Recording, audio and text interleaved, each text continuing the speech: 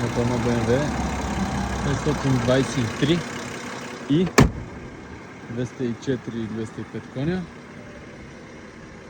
2011.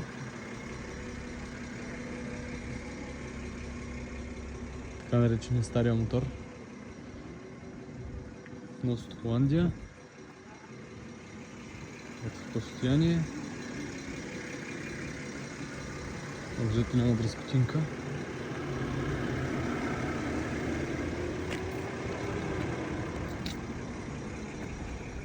Нито вътре, нито вън.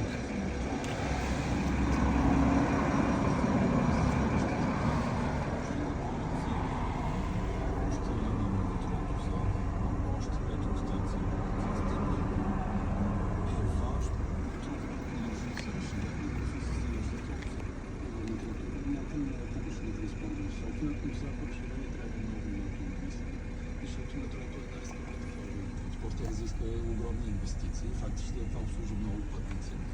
И наистина метро трябва да се признаем там, където има.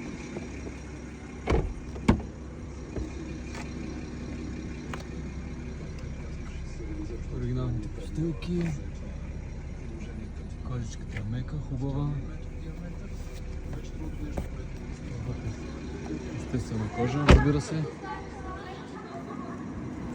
Оригинален свален теглич, ще му го включа. Шторочката се отваря. Тук за теглича чантичка има.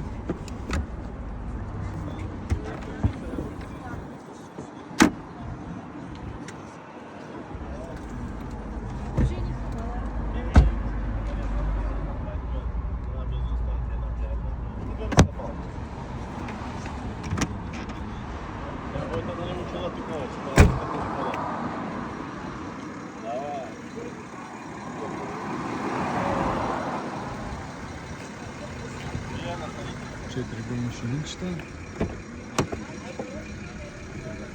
Почти нови гуми.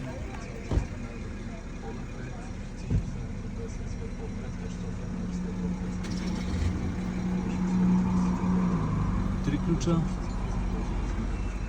Всички обслужвания. Сервизна книжка пълна. Знаете къде да намерите? Тук.